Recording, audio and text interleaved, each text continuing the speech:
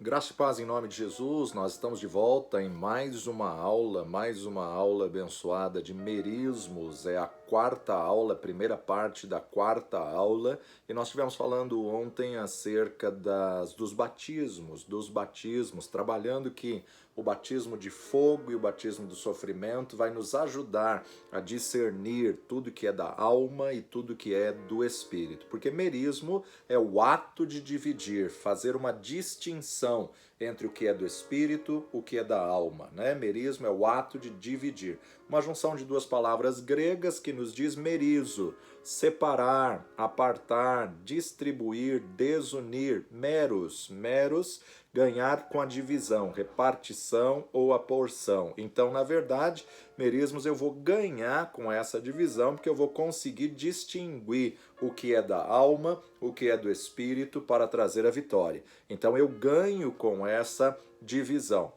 Eu sou beneficiado quando eu divido o que é da alma, o que é do espírito, para saber aonde eu devo investir, para saber aí como trabalhar com a questão da alma e do espírito. A palavra nos mostra que o quanto de vida na alma ou no espírito eu estou vivendo, né? O quanto de vida na alma, o quanto de vida no espírito eu estou vivendo. A palavra vai ser a nossa balança, o nosso referencial para mostrar de que lado está o meu corpo, ou que lado pende o corpo, né?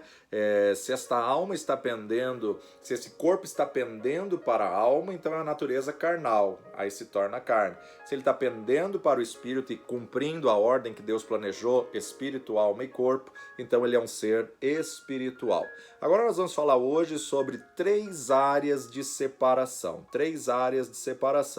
espírito e alma, ou seja, você pode ter nascido de novo, pode ter recebido Jesus como Senhor e Salvador da sua vida, pode ser cheio do Espírito, falar em línguas e ainda assim gastar 95% da sua vida na esfera da alma. 95% da sua vida na esfera da alma. Porque uma vez que Deus deu o dom é sem revogação, então Deus não retira, né? Agora nós precisamos aprender a preservar essa unção do Espírito e a cada dia buscar a plenitude do Espírito. Só pela palavra é que Deus te mostrará quanto tempo você realmente gasta operando na esfera da alma ou na esfera do espírito. Andar no espírito não é falar em línguas ou orar em línguas o dia todo, não.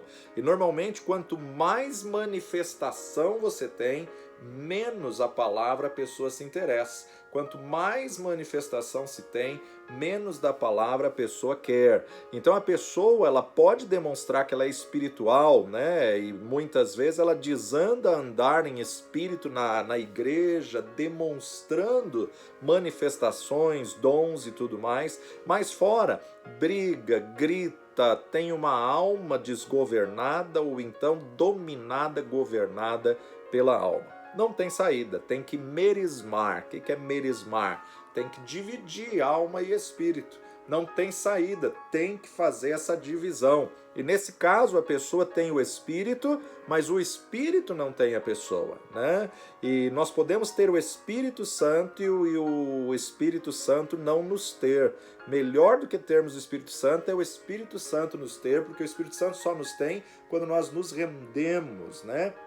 A pessoa que tem essas manifestações do Espírito, mas não anda no Espírito, pisa no calo dela e pronto, né? Aí, na verdade, já vai mostrar quem realmente ela é. Quem fica brava na alma, na verdade, você observa aí uma situação de indignação, revolta, uma situação muitas vezes até de rebelião, porque quem fica bravo é a alma, não é o espírito. O espírito humano, ele não fala palavrão, o espírito humano ele não fica depressivo. Essa questão é tudo coisas da alma que precisam ser tratadas, né? Agora, quando a alma está latente, quando a alma está forte, ela não deixa o espírito agir. Se ela não deixa o espírito governar, o Espírito Santo não tem liberdade. E aí é onde Paulo vai nos dizer: não extingais o espírito, não anuleis, não sufoqueis aí o Espírito Santo de Deus. Quanto mais você cava o vaso, quanto mais você cava a alma, mais sujeira você tira dele. Mas quanto mais sujeira você tirar, mais espaço você abre para o Espírito Santo agir. Então, na verdade, quem fica nervoso, desequilibrado, fala palavrão e age aí pela própria vontade é a alma.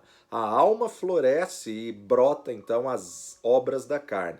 A alma floresce e brota as almas da carne, as obras da carne. Agora, quando se brota as obras da carne, não se há fruto do Espírito, né? O Espírito tem que gerar fruto. Que tipo de fruto você está dando? E a palavra de Deus, o próprio Jesus diz, pelo fruto o conhecereis. Tem pessoas que se contentam com o que já receberam e aceitou a Jesus, conheceu o plano de salvação e acha que tá bom. Não, nós precisamos buscar mais, precisamos mergulhar mais. Evangelho de João, capítulo 6, vai nos dizer no versículo 63, o Espírito é o que vivifica, a carne para nada aproveita. As palavras que eu vos disse são espírito e vida. As palavras que eu vos disse são espírito e vida. Oséias capítulo 3 nos diz, conheceis e prossigais em conhecer ao Senhor. Conheçamos e prossigamos em conhecer ao Senhor. Por que temos que separar espírito e alma? Bom, temos que separar porque o corpo está contaminado. Temos que separar porque a carne está contaminada. Temos que separar porque o corpo está sendo guiado pelas coisas da alma. Temos que separar, distinguir alma e espírito. O reino de Deus é espiritual. Você só pode andar no reino em espírito. E com Deus não se brinca. Então, na verdade, nós precisamos separar justamente por causa disso, para agradarmos a Deus. A palavra trata com a alma do homem e remove dela as forças da arrogância, da altivez, das opiniões, do orgulho, da jactância, do domínio, da intimidação e da manipulação. Por exemplo, uma pessoa pode ter Jesus como Senhor e Salvador e ainda assim ser arrogante, né? Ele se acha melhor de todas as criaturas, o mais elevado do que os outros, humilha os funcionários, humilha as demais pessoas, porque ele sempre se acha superior, ele sempre se acha arrogante, né? Isso é terrível, terrível tratar aí com arrogância, mas precisa ser tratado. E aí então a arrogância puxa a altivez. A altivez é o nariz empinado, né? Pessoas que são cheias de si, pessoas que são soberbas e vaidosas, pessoas que na verdade se acham a melhor de todas as criaturas. E aí então são pessoas que muitas vezes têm uma opinião forte, né? E ela quer até sobrepor a palavra de Deus. E ela sabe muitas vezes, olha, a palavra de Deus diz isso, mas eu acho isso. Não, não tem o que você achar. A palavra de Deus diz, é o que a gente tem que cumprir, é o que a gente tem que obedecer. Quando a pessoa é guiada pela alma, a alma está cheia de si, a alma está cheia de opiniões. Isso é o que a palavra de Deus fala quanto à jactância. O que é jactância? Jactância é aquele que faz alarde de si mesmo. Jactância é aquele que se autopromove, né? Aquele que se ensoberbece, né? Então, nós vamos observar aí muitas pessoas dentro do reino até jactanciosos, né? Ela cheia de si, ela acha que ela que vai fazer o culto, ela que vai fazer acontecer, ela que vai trazer a cura, ela que vai trazer a manifestação, ela que vai profetizar. São jactanciosos, né? Então, eu tenho que subjugar essa alma, eu tenho que mortificar essa alma, né? O domínio é aquele tipo de pessoa que quer impor, que quer sobressair, que quer colocar pela força humana, né? Ou então força do cargo que ela tem, do título que ela tem, faz um abuso de autoridade, porque ter um cargo, um título é uma coisa, ter uma autoridade é outra. A autoridade de Deus você não precisa impor. A autoridade do Espírito ela é conquistada, então não precisa impor. Evangelho de Lucas, capítulo 6, versos 43 a 45, 6:43, nos diz assim: porque não há boa árvore que dê mau fruto, e nem árvore má que dê bom fruto. né? Se a árvore é boa, se a raiz é boa, vai dar bom fruto. Se a árvore é ruim, é má e a raiz é má, vai dar mau fruto. Não há árvore boa que dê mau fruto e não há árvore má que dê bom fruto, porque cada árvore se conhece pelo seu próprio fruto. Pois não se colhem figos de espinheiros e nem se vindimam uvas dos abrolhos. O homem bom, do bom tesouro do seu coração, tira o bem. E o homem mau, do mau tesouro do seu coração, tira o mal. Porque na abundância do seu coração fala a boca. Da abundância do seu coração fala a boca. Então só se conhece a pessoa pelo fruto que ela produz. Pelo fruto o conhecereis. Então, que tipo de vida você tem levado? Uma vida na alma ou uma vida no espírito? O que vai determinar se a pessoa está agradando a Deus ou não é a vida dela, mas sim que fruto ela tem produzido.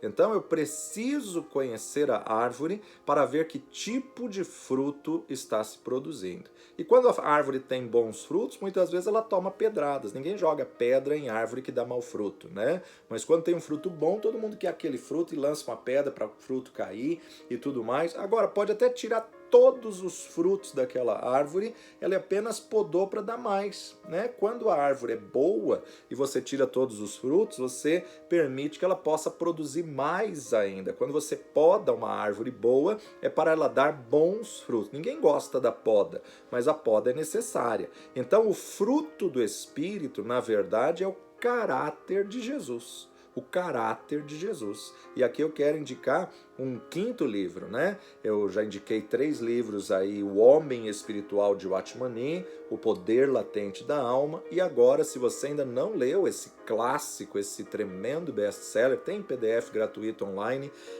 Em Seus Passos, O que Faria Jesus. A importância de nós termos a consciência que tal qual Ele é, somos nós nessa terra, e não só essa consciência, mas o que Jesus faria na minha situação.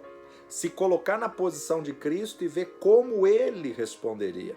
Então, o fruto do Espírito manifesta o caráter de Cristo. Tal qual Ele é, somos nós. O fruto do Espírito, você vai agir a ponto das pessoas verem Jesus em você. Tem muitas pessoas que não vão parar para ler a Bíblia, mas você é carta viva lida todos os dias por todos os homens, e através da tua vida as pessoas têm que ver Jesus em você. Então o fruto do Espírito é o caráter de Jesus em nós, e nós temos que produzir o fruto do Espírito, que é caráter de Cristo. Muitas pessoas estão apresentando obras da carne, frutos da alma, por andar na carne. Então ele tem as obras da carne. Agora, a alma submissa e governada pelo Espírito, ela então se torna uma pessoa pneumática. O que é pneumático? Pneumático é uma pessoa governada pelo Espírito. É uma pessoa que subjugou a alma e o Espírito que governa, e aonde o Espírito governa, o Espírito Santo de Deus habita, então aí ele tem a direção de Cristo. Então ele tem o fruto do Espírito. A alma subjugada ao Espírito. Agora, a alma sempre vai saciar, sempre vai querer saciar os prazeres da carne. A alma sempre vai querer se autopromover. A alma sempre vai querer fazer na força humana, né? Então a alma se acha sempre cheia de si mesmo. O Espírito não, ele sabe que depende de Deus, sabe que depende do Espírito Santo de Deus. Então uma pessoa pneumática é uma pessoa governada pelo Espírito. Agora, além de ser uma pessoa pneumática, ela na verdade tem que subjugar a alma para que o Espírito governe. Fora pessoa pneumática, nós podemos ter pessoas psicossomáticas ou psicomáticas, né? Uma pessoa psicomática é uma pessoa que vai ser governada pela alma. Psicos, psique é alma, né? Então, você vê, por exemplo, psicossomáticos são doenças da alma. Então, uma pessoa psicomática é uma pessoa governada na alma, é uma pessoa que vive na alma.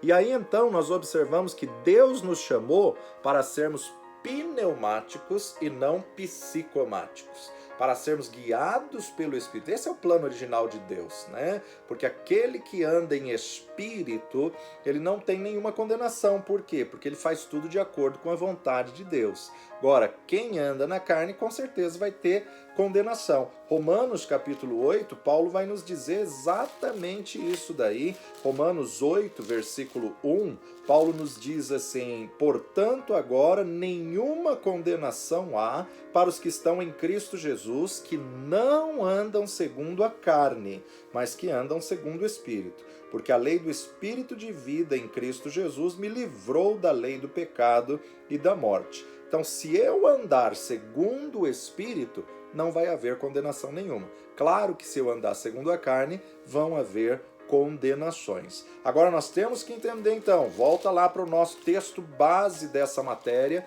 Hebreus capítulo 4, verso 12. Porque a palavra de Deus, a palavra, o verbo de Deus, é vivo e eficaz, mais penetrante, qualquer espada de dois gumes, penetra até a divisão de alma e de espírito, de alma, psique, e espírito, pneuma. A palavra penetra a divisão da psique e do pneuma, alma e espírito, penetra até a divisão de juntas e medulas, penetra e é apta para discernir pensamentos e intenções. Então já falamos da questão de alma e espírito, agora vamos falar da questão de juntas e medulas. Juntas e medulas. Efésios capítulo 4, versículo 15, vai nos dizer assim: antes, seguindo a verdade em amor,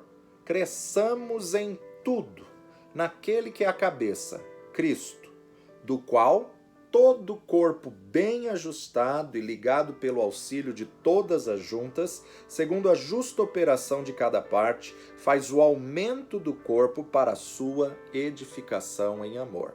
Veja que o texto está nos dizendo do qual todo o corpo bem ajustado. Não sou médico, não tenho nenhuma formação científica, não tenho nenhuma conhecimento, então se eu errar aqui algum termo, me perdoe. Mas a gente observa aqui a questão de junta e medula. Qual o papel da junta? Qual o papel da medula? Né? Então a importância de nós vermos que o corpo precisa estar bem ajustado. Quando a criança cai, muitas vezes quebra um braço, quebra uma perna, ela precisa ir ao médico para poder colocar no lugar, engessar e restaurar então o osso, restaurar então o que quebrou, o que teve luxação, qualquer coisa do tipo. Então o que acontece? Se ela não for ao médico, aquele osso vai colar, vai grudar fora do lugar, vai grudar de maneira errada, né? E ela pode ficar com defeito o resto da vida. Ou dependendo até da gravidade, da onde ela quebrou o braço, pode atrofiar todo aquele membro, e aquele membro não ter mais o fluir do sangue, não ter mais o fluir. A junta interrompeu, então a medula não pode mais mandar sangue às pontas, às terminantes dos braços, das mãos ou dos pés. Então veja que Paulo está nos dizendo algo muito interessante, que ele diz que do qual todo o corpo bem ajustado. O osso do fêmur não pode estar no braço, o osso do antebraço não pode estar na perna. O corpo tem que ter cada membro no seu devido lugar e funcionando do seu devida função. Então, traz aí a justa operação, do qual todo o corpo bem ajustado e ligado pelo auxílio de todas as juntas, segundo a justa operação de cada parte. Então nós temos aqui diversos ossos que compõem a mão, e dentro da pele nós temos aí pedaços de ossos que são ligados por junta. A junta é o que vai ligar um osso ao outro, né? A junta. Mas o fluir do sangue, a substância gelatinosa que vai circular dentro de cada partícula de osso do corpo humano se chama medula. Então, a justa operação de cada parte. O que é a justa operação? A justa operação é fazer aquilo para o qual Deus te chamou. Fluir exatamente naquilo que você foi colocado no corpo para fazer. A mão tem que pegar, o olho tem que enxergar, o rim tem que filtrar o sangue, o coração tem que bombear. Se o coração quer filtrar e o rim quer bombear, morre. Por quê? Porque o coração não tem essa função, não tem essa capacidade de filtrar. Ele tem capacidade de bombear. Por outro lado, o rim não tem capacidade de bombear. Ele tem capacidade de filtrar. Então, cada um tem que fazer aquilo que foi chamado para fazer. Cada membro do corpo tem uma função determinada. Agora, o que liga uma parte à outra é o que a gente chama de juntas. As juntas do nosso corpo são diversas juntas e existe uma correspondência de cada osso com cada osso. O osso do dedo, ele vai combinar com a ponta do dedo, ele não vai combinar com o fêmur, ele não vai combinar com a clavícula, ele não vai combinar com outros ossos, né? Cada osso tem a correspondência do seu osso. Por isso que quando Deus levou o profeta ao vale de ossos secos, ele fala: cada osso una-se ao seu osso. Por quê? Porque tem um osso específico para se unir, para se juntar, e quando se une, aí ele vai funcionar. Agora, cada um tem uma operação. Então, uma função específica, aí o corpo vai crescer. Se todos os ossos, se todos os órgãos estiverem bem ajustados, o corpo cresce de forma homogênea. Agora, se um está fora do lugar, ele pode crescer desproporcional. Se tiver problema na medula, ele pode crescer um braço mais do que o outro, uma perna mais que a outra. Por quê? Porque o fluir do sangue não chegou numa terminante esquerda ou numa terminante direita. Então, na verdade, não existe membro autônomo, não existe membro itinerante. Cada um tem uma função e uma operação específica dentro do corpo e ele tem que estar na posição certa para que o corpo todo cresça. Então, ele efetua o seu próprio aumento para a edificação do corpo de Cristo. Não existe membro autônomo do corpo. Eu não estou aqui de passagem. Eu sou membro do corpo de Cristo. E também não existe membro do corpo independente, né? Um precisa do outro. Cada membro do corpo não é o corpo todo. Então, quando Deus olha por cima, ele não vê a igreja A, B, C, D, E, Y. Ele vê a igreja da cidade, a igreja de Corinto, a igreja de Éfeso, a igreja de Tiatira, a igreja de Pérgamo. Ele via o corpo de Cristo como um todo. Mas a palavra de Deus é viva e eficaz, penetra dividindo juntas e medula. O que é medula? Medula é a substância gelatinosa que existe dentro do sangue que produz vida, Então a medula é a substância gelatinosa. Levítico capítulo 17, verso 11 nos diz: porque a alma da carne está no sangue, pelo que vô-lo tenho dado sobre o altar, para fazer expiação pela vossa alma, porquanto é o sangue que fará expiação pela alma. A vida da carne está no sangue. A sua saúde depende de um sangue bom, de um sangue que esteja funcionando perfeitamente. Se a pessoa tiver uma hemorragia e perder muito sangue, ela fica fraca ou ela pode até morrer. Por quê? O que vai trazer vida é o sangue. Uma vez que Adão pecou, ele contaminou o sangue. Uma vez que ele contaminou o sangue, aí o que acontece? Porque um pecou, todos pecaram e destituídos estão da glória de Deus. Então a vida da alma está no sangue. A vida do cristão, ela está no Espírito. O Espírito Santo é a medula que atravessa o osso e vai dando vida no Espírito. O Espírito Santo funciona como medula, produz sangue, produz vida, produz justamente o fôlego de vida, espírito, ruach, que traz então o crescimento do corpo. O que é a medula? Medula, ela é essa substância gelatinosa que carrega os nutrientes de uma junta a outra, de uma junta a outra, de uma junta a outra. Carrega os nutrientes dentro do osso. Então, na verdade, a medula carrega os nutrientes de uma junta para outra para que haja saúde e haja um crescimento homogêneo no corpo. E a junta faz o quê? A junta, ela vai ligar uma parte do corpo à outra. Então o corpo precisa tanto de junta quanto ele precisa da medula. Então, na verdade, entre um osso e outro, eles só ficam ligados pela junta. E aí a junta tem a cartilagem. Agora, a medula, ela atravessa isso, né? A medula atravessa a junta, a medula atravessa a cartilagem e vai levando nutrientes para todo o corpo. Que se ele está bem ajustado, vai trazer um crescimento homogêneo de iguais partes. Então são as juntas que dão mobilidade. Se não tivesse medula, então o corpo não pode mover, não pode andar. Se não tivesse medula, iria desgastar o osso, né? Quando uma junta está fora do lugar, a medula lhe seca. Então, na verdade, se a junta sai fora, ela perde o movimento. Se a junta está fora do lugar, ela pode atrofiar aquele membro. Por quê? Porque não passa sangue. E não passa sangue, não vai ter nutriente. Se não tem nutriente, não tem vida. Se faltou vida, ela morre. Espiritualmente, então, a junta significa alma. E o sangue, a medula, significa o espírito. Então, espiritualmente, junta aponta para a alma. Se a alma não estiver no lugar certo, se a alma não estiver no lugar dela, se a alma sair do lugar, o espírito, que é a medula, para de fluir. Olha que interessante. Se a alma não estiver no lugar certo, o espírito para de fluir.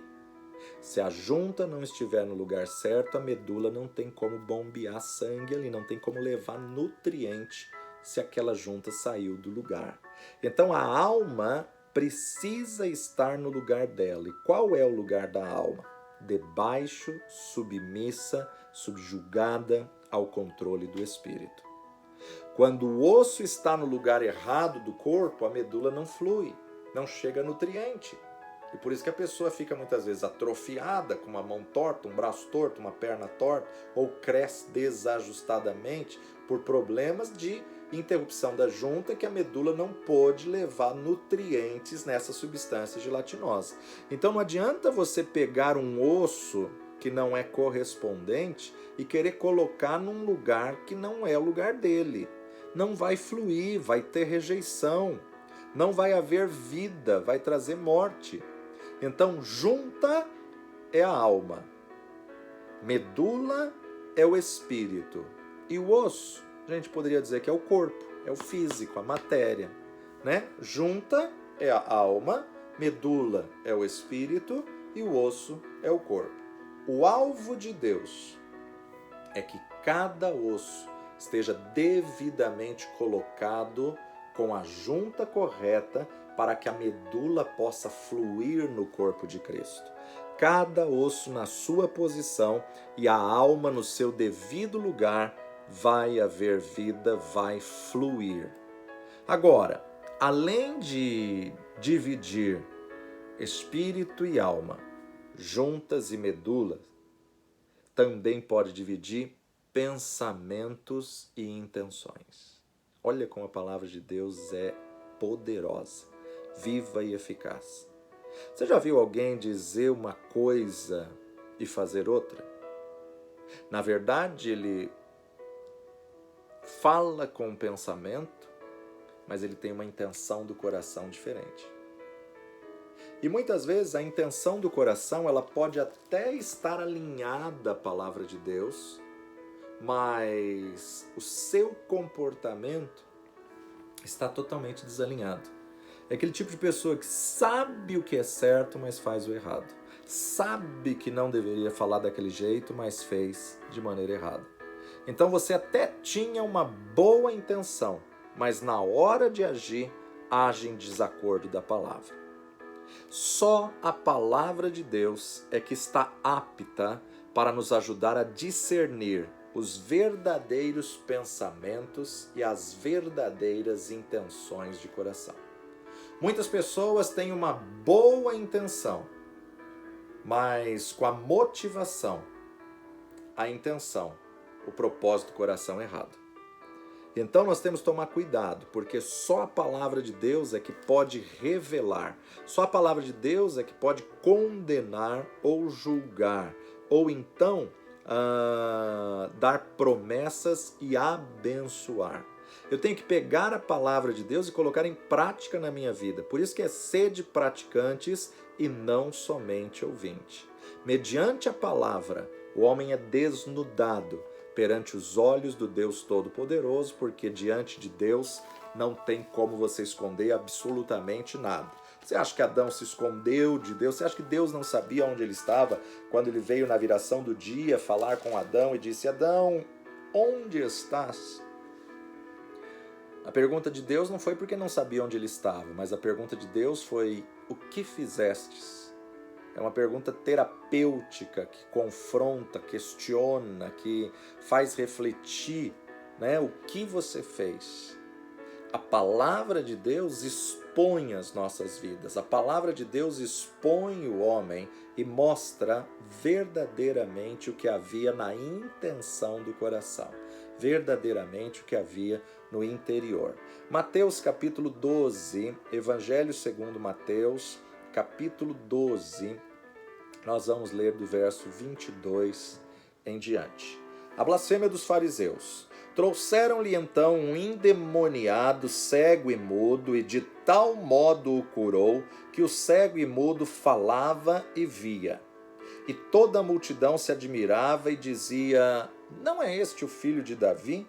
Mas os fariseus, ouvindo isso, diziam: este não expulsa demônios, senão por Beelzebu, príncipe dos demônios. Jesus, porém, conhecendo os seus pensamentos, disse-lhes: todo reino dividido contra si mesmo é devastado, e toda cidade ou casa dividida contra si mesmo não subsistirá. E se Satanás expulsa Satanás, está dividido contra si mesmo. Como subsistirá, pois, o seu reino? E se eu expulso os demônios por Beelzebu, por quem os expulso então os vossos filhos? Portanto, eles mesmos serão os vossos juízes. Mas se eu expulso os demônios pelo Espírito de Deus, é conseguintemente chegado a vós o reino de Deus. Ou, como pode alguém entrar em casa do homem valente e furtar os seus bens, se primeiro não manietar o valente, saqueando então a sua casa? Quem não é comigo é contra mim, quem comigo não ajunta, espalha. Jesus está dizendo aqui algo muito profundo acerca de todo reino dividido contra si mesmo não prosperará. A casa dividida contra si mesma é devastada. Casa dividida, cidade dividida, reino dividido é destruído, é devastado, ou seja, não subsiste, não consegue permanecer em pé. Antes de nascer de novo, o seu espírito estava morto. E era a alma que tinha preeminência, era a alma que mandava, era a alma que governava o corpo. Consequentemente, a alma e o corpo faziam o que bem entender, faziam o que sentiam bem em fazer, que é justamente o que tem sido aí propagado nos dias de hoje, né? Se você se sente bem, faça. Peraí, a palavra de Deus tem que ser a nossa regra de fé e prática. Então toma cuidado. Não, estamos na graça, a graça tudo cobre. Não. A palavra de Deus tem que ser o nosso guia, tem que ser o nosso norte, tem que ser o que nos orienta, temos que nos moldar a ela. Dependendo da formação que a pessoa teve, a criação, uma família equilibrada, estabilizada, a pessoa até tem uma vida moralmente boa. Mas uma vida moralmente boa não é suficiente para ser salva. Lembra daquele homem que chegou até Jesus e disse: Senhor, já tenho cumprido todos os mandamentos, e agora o que eu faço? Agora vai, vende tudo quanto tem, vem e segue. Por quê? Porque o coração dele estava no que ele tinha. Jesus não está falando que era pecado prosperar, mas Jesus estava dizendo que você colocou na riqueza o teu coração. Vende o teu tesouro e vem e segue-me. Vende o teu tesouro, dá aos pobres, vem e segue-me. E ele saiu triste. Por quê? Porque ele estava apegado àquelas coisas. Então, existem muitas pessoas que moralmente faz tudo direito. Moralmente ele tem uma vida, tem muito ímpio que é bem equilibrado, que é bom moralmente, que não mente, que não rouba, que não fuma, que não prostitui, que não adultéria. Existem muitos ímpios que têm uma vida moral boa. Então, antes de receber Jesus, tem muitas pessoas que talvez aos seus olhos humanos fossem boas. João capítulo 3, Evangelho de João, capítulo 3, Jesus vai ter um encontro com um homem, Nicodemos, e Jesus vai confrontar este homem. Veja só, havia entre os fariseus um homem chamado Nicodemos, príncipe dos judeus. Este foi ter de noite com Jesus e disse-lhe: Rabi, bem sabemos que és mestre vindo de Deus, porque ninguém pode fazer estes sinais que tu fazes se Deus não for com ele. Jesus respondeu e disse-lhes: na verdade te digo que aquele que não nascer de novo não pode ver o reino de Deus. Peraí, eu sei que o Senhor é mestre, eu sei que o Senhor é rabi, eu sei que o Senhor veio da parte de Deus. E Jesus então fala: em verdade te digo, aquele que não nascer de novo. Agora esse homem não é qualquer um, ele é príncipe dos judeus e agora ele vai responder. Disse-lhe Nicodemos: como pode um homem nascer sendo velho? Porventura pode tornar a entrar no ventre de sua mãe e nascer novamente? Jesus respondeu: na verdade te digo que aquele que não nascer da água e do Espírito não pode entrar no reino de Deus. Como nós já falamos, nascer da água é nascer natural. Todo feto é gerado numa bolsa d'água. A bolsa d'água estoura, a criança vem ao mundo, ela nasceu da água. O que nasce da água é carne. Agora, o nascer do Espírito é confessar Jesus como Senhor e Salvador. Na verdade te digo que aquele que não nascer da água e do Espírito. Então aqui Jesus está falando diversas verdades. A primeira delas é os espíritos caídos não nasceram da água. Os espíritos caídos não têm corpo. Os espíritos caídos não têm carne. Então eles não têm salvação. Para ter direito à salvação tem que ter nascido nesse mundo, nascido da água. Né? A bolsa d'água estourou, a criança veio ao mundo, nasceu da água. E o que é nascido do Espírito é Espírito. Verso 7.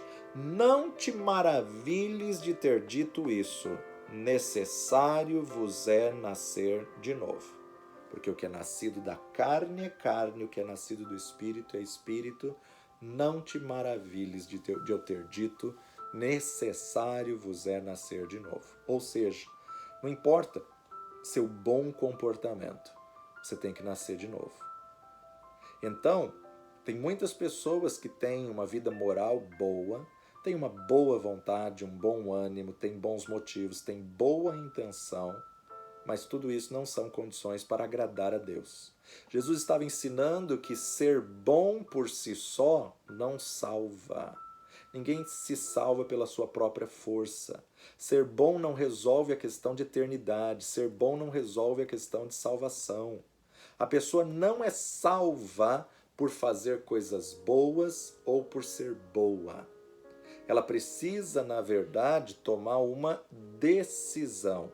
Decisão essa que leve ao quebrantamento, ao arrependimento.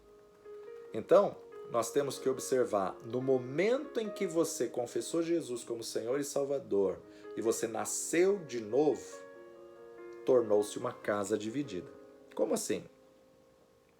Havia um foco, um propósito, o corpo dirigido pela alma, satisfazer os desejos da carne, fazer o que está na cabeça, fazer o que se sente bem. Havia uma unidade de propósito. Então, muitas vezes a pessoa fazia o errado, fazia o mal, mas não havia condenação. Por quê? Porque o espírito está morto, então como vai ter o alerta? Como que vai testificar no coração dela? Mas quando ela aceita Jesus e o espírito revive, então agora se ela vai fazer alguma coisa errada, olha, isso não te convém. Acende o farol vermelho na consciência, na concupiscência da carne. Lembra da Torre de Babel? Eles começaram a não se entender mais um ao outro. Por quê? Porque não fizeram a vontade de Deus. Um pedia colher, o outro dava faca. O outro pedia faca, o outro dava machado. O outro pedia machado, dava madeira. Eles não compreendiam mais o que um falava ao outro. Então, o que estava acontecendo? A alma reinava predominantemente. No momento em que nascemos de novo, começa uma disputa, começa aí uma divisão, divide, penetra. Então, aquela hora que você é tentado a fazer alguma coisa errada, agora o Espírito diz, olha, não te convém. Olha, não fale assim, não pense isso dessa pessoa. A alma que reinava predominante, no momento em que nascemos de novo, o espírito enfraquece, porque o reino dividido não subsiste contra si mesmo. Então o espírito enfraquece a alma. Ela vai lutar, ela não vai se dar por vencida, né? Ela não vai querer ceder, ela vai se opor. A alma e o corpo certamente se oporão ao espírito, por quê? Porque tem vontade própria, é mais velha e não vai querer se submeter à vontade do espírito. Quando nos convertemos, nos dividimos contra nós mesmos e tornamos uma casa dividida, um reino dividido. Mas um reino dividido não pode sobreviver. Então essa batalha vai até você fortalecer o espírito e mortificar tua carne, mortificar tua alma e subjugar ela na posição correta e ter a ordem que Deus planejou: espírito, alma e corpo. Quando você se converte, aparentemente parece que tudo ficou pior. Você não sabe o que fazer, não sabe como agir, não sabe o que pensar, não sabe o que é certo, o que é errado. Vem um monte de divisão na sua mente, vem um monte de ataque na sua mente. Aqui é uma grande luta, que é a carne lutando contra o espírito recém-nascido. O Espírito Santo está no teu espírito, mas o teu espírito é recém-nascido. Uma casa dividida não pode subsistir, e você não poderá servir a dois senhores, porque ou há de agradar a um e aborrecer ao outro, ou vice-versa. Como você pode ver, então, no aspecto decisório, Cristo foi dualista. Ou você servirá a um, ou você servirá ao outro. Nós temos que decidir. O brasileiro normalmente quer dar o jeitinho brasileiro de servir as duas coisas, agradar as duas coisas. Mas a palavra de Deus nos divide, Mateus 6,24, dizendo: ninguém pode servir a dois senhores, porque ou há de odiar a um e amar ao outro, ou se dedicará ao um e desprezará ao outro. Não podeis servir a Deus e a Mamon. Deus te pergunta hoje: quem está sendo Senhor? A quem você está se submetendo e obedecendo? Jesus foi dualista porque Deus sempre foi dualista. Tinha duas árvores, a do conhecimento do bem e do mal e a árvore da vida. E Adão tinha que escolher qual comer, a da eternidade ou a do conhecimento do bem e do mal. E Eva, seduzida pela serpente, comeu do conhecimento do bem e do mal, do fruto do conhecimento do bem e do mal, e deu ao seu marido, deixando a oportunidade de duas escolhas. Deixando a oportunidade. E aí então, o pecado entrou no coração, a luz se apagou, o brilho da glória se apagou e eles começaram a ver um ao outro e se afastaram de Deus. Quando Deus veio na viração do dia, sentiram vergonha de Deus. Você não pode andar no reino de Deus segundo os padrões do mundo. Você não pode andar no reino dos céus com a força da carne. Romanos capítulo 12, Paulo vai nos trazer uma posição que vai nos levar a uma decisão.